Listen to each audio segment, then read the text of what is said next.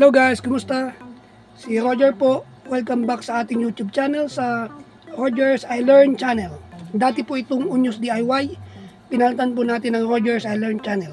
Ngayon guys, continuation tayo sa ating video na kung saan nag-repair tayo ng microwave oven. Ngayon guys, ang papalitan na natin ay ang kanyang magnetron. Dahil magnetron ang huli nating na-check na siyang lumalabas na meron problema. Ngayon guys, papalitan natin yan, babaklasin na natin para makita nyo kung tama ba ang ating ginagawa. So guys, umpisa na natin ang kable. Ito guys yung kanyang power supply. Ayan.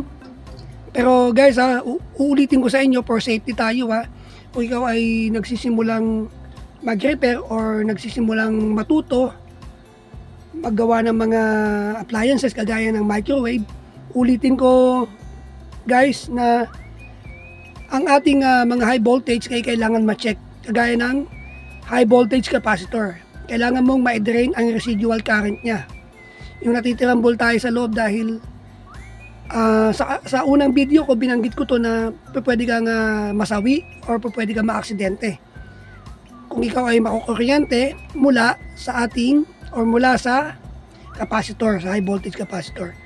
So ngayon guys, babaklasin na natin para makita natin kung ito na nga ba talaga ang problema pagkatapos natin ma-check ang lahat. Ito na guys, natanggal na natin.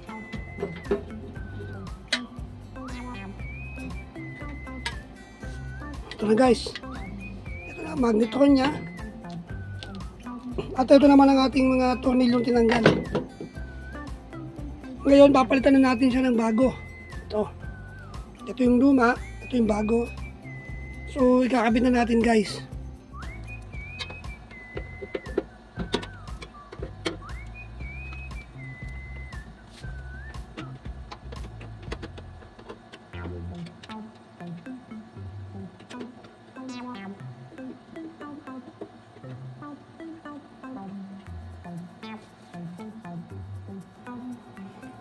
Ngayon guys, ito na, kompleto na.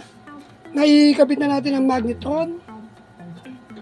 At checkin na lang natin kung alin pang ang posibleng problema niya. Pero ngayon guys, ite-testing na natin siya para makita nyo ang output. Ngayon guys, ito ang iinitin natin. Testing natin kung okay na siya. Guys, kailangan testingin mo rin ang waveguide. Ang waveguide ay nasa loob. Mamaya papakita ko sa inyo. Ngayon, testingin na natin.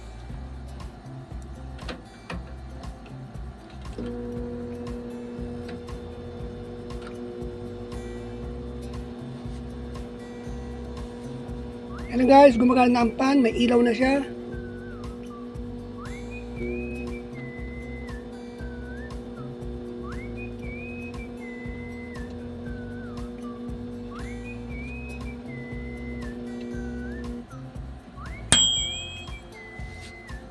Titignan natin anong output. Yay! Yan guys, umuusok na. Nakikita nyo ba ang usok? Mainit na siya. So mabilis na siya mag-init guys.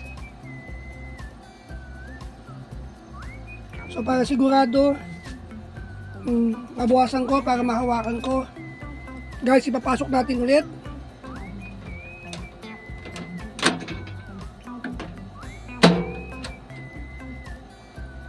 Test natin ulit.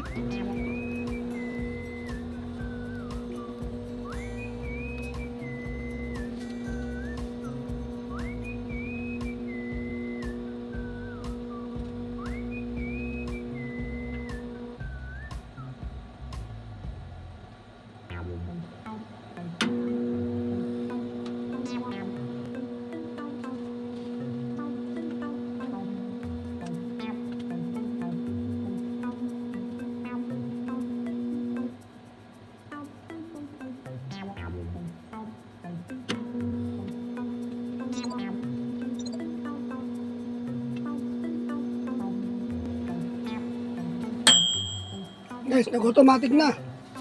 Bubuksan na natin.